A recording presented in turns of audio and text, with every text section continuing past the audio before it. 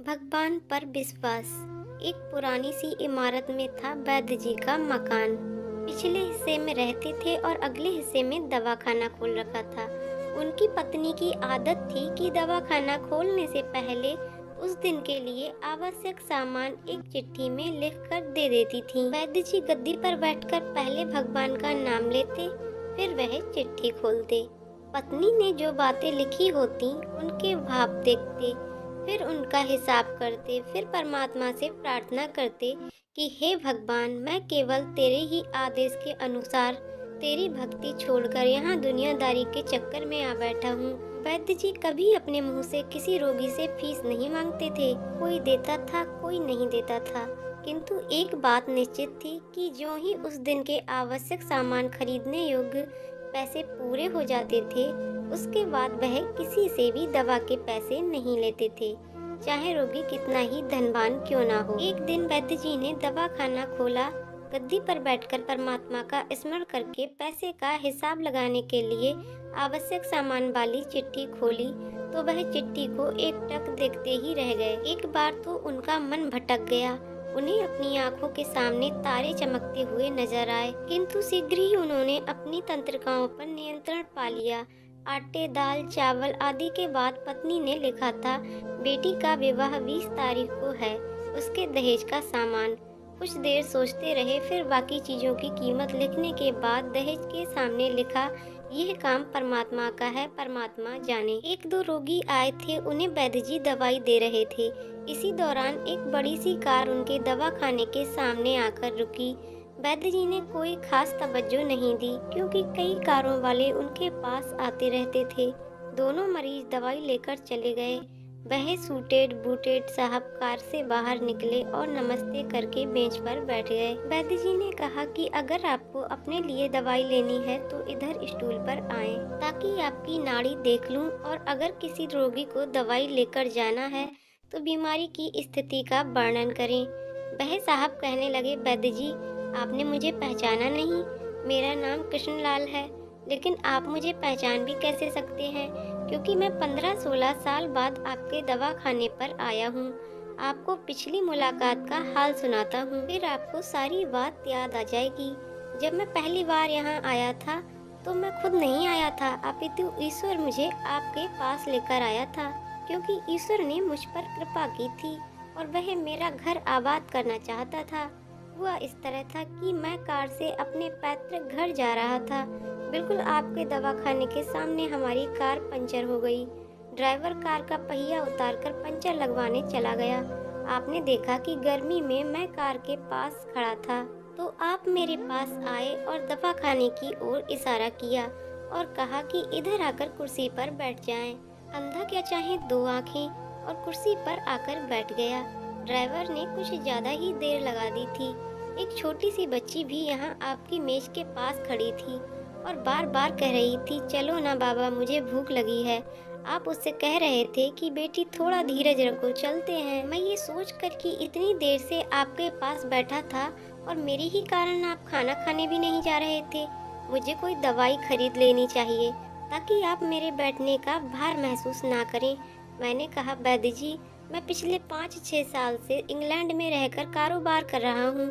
England जाने से पहले मेरी शादी हो गई थी, लेकिन अब तक बच्चे के सुख से वंचित हूँ। यहाँ भी इलाज कराया और वहाँ इंग्लैंड में भी, लेकिन किस्मत ने निराशा के सिवा और कुछ नहीं दिया।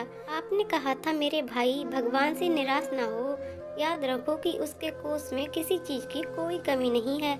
आस औलाद, धन इज्जत, सुख दुख, जीवन मृत्यु, सब कुछ उसी के हाथ में है। ये किसी वैद्य या डॉक्टर के हाथ में नहीं होता और ना ही किसी दवा में होता है। जो कुछ होना होता है वह सब भगवान के आदेश से होता है। औलाद देनी है तो उसी ने देनी है। मुझे याद है आप बातें करते जा रहे थे और साथ साथ पुड़िया भी बनाते जा रहे थे। सभी दवा आपने 2 भागों में विभाजित कर 2 अलग अलग लिफाफों में डाली थी और फिर मुझसे पूछकर आपने एक लिफाफे पर मेरा और दूसरे पर मेरी पत्नी का नाम लिखकर दवा उपयोग करने का तरीका बताया था। मैंने तब बेदिली से वह दवाई ले ली थी, क्योंकि मैं सिर्फ कुछ पैसे आपको देना चाहता था। लेकिन जब दवा लेने के बाद मैंने आपसे पैसे पूछे तो आपने कहा था, बस ठीक है, मैंने जोर डाला तो आपने कहा कि आज का खाता बंद हो गया है। मैंने कहा मुझे आपकी बात समझ नहीं आई। इसी दौरान वहाँ एक और आदमी आया। उसने हमारी चर्चा सुनकर मुझे बताया कि खाता बंद होने का मतलब ये है कि आज के घरेलू खर्च के लिए जितनी राशि वैद्य जी ने भगवान से मांगी थी, वह ईश्वर ने उन्हें दे दी है। अधिक पैसे वे नहीं ले सकते। मैं कुछ हैरान हुआ और कुछ दिल में लज्जित भी कि मेरे विचार कितने निम्न थे और ये सरल चित्त वैद्य कितना महान है।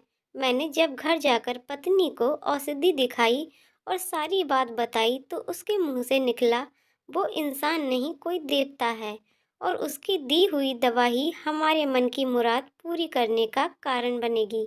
आज मेरे घर में 2 फूल खिले हुए हैं। हम दोनों पति पत्नी हर समय आपके लिए प्रार्थना करते रहते हैं।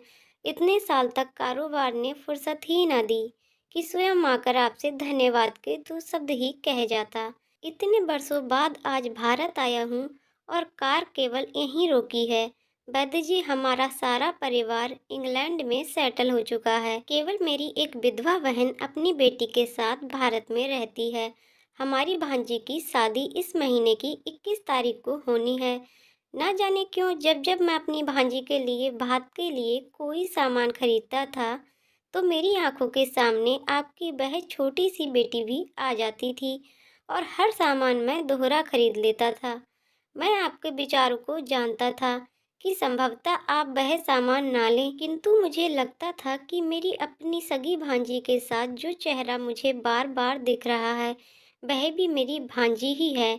मुझे लगता था कि ईश्वर ने इस भांजी के विवाह में भी मुझे भात भरने की जिम्मेदारी दी है। वैद्य जी की आंखें आश्चर्य से खुली की खुली रह गईं और वह धीमी आवाज में बोले, कृष्णलाल जी, आप जो कह रहे हैं मुझे समझ नहीं आ रहा है कि ईश्वर की ये क्या माया है। आप मेरी श्रीमती जी के हाथ की लिखी हुई ये चिट्ठी देखिए। और वैद्य जी ने चिट्ठी खोलकर कृष्णलाल जी को पकड़ा दी।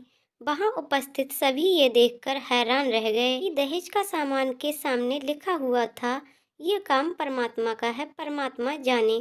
कांपती सी आवाज में वैद्य जी बोले, कृष्णलाल जी, विश्वास कीजिए, आज तक कभी ऐसा नहीं हुआ कि पत्नी ने चिट्ठी पर आवश्यकता लिखी हो और भगवान ने उसी दिन उसकी व्यवस्था न कर दी हो। आपकी बातें सुनकर तो लगता है कि भगवान को पता होता है कि किस दिन मेरी श्रीमती क्या लिखने वाली हैं। अन्यथा आपसे इतने दिन पहले ही सामान खरीदना आरंभ न करवा दिया होता परमात्मा ने। वाह भगवान वाह! तू महान है, तू दयावान है। मैं हैरान हूँ कि वह कैसे अपने रंग दिखाता है। वैद्य जी ने कहा, संभाला है, एक ही पाठ पढ़ा है कि सुबह परमात्मा का आभार करो, शाम को अच्छा दिन गुजरने का आभार करो, खाते समय उसका आभार करो, सोते समय उसका आभार करो। तो दोस्तों, आपको कहानी कैसी लगी कमेंट करके जरूर बताइएगा। कहानी पसंद आई हो तो वीडियो को लाइक शेयर करें और चैनल को सब्सक्राइब करें। वीडियो को पूरा देखने के लिए बहुत बहुत धन्यवाद दोस्तों।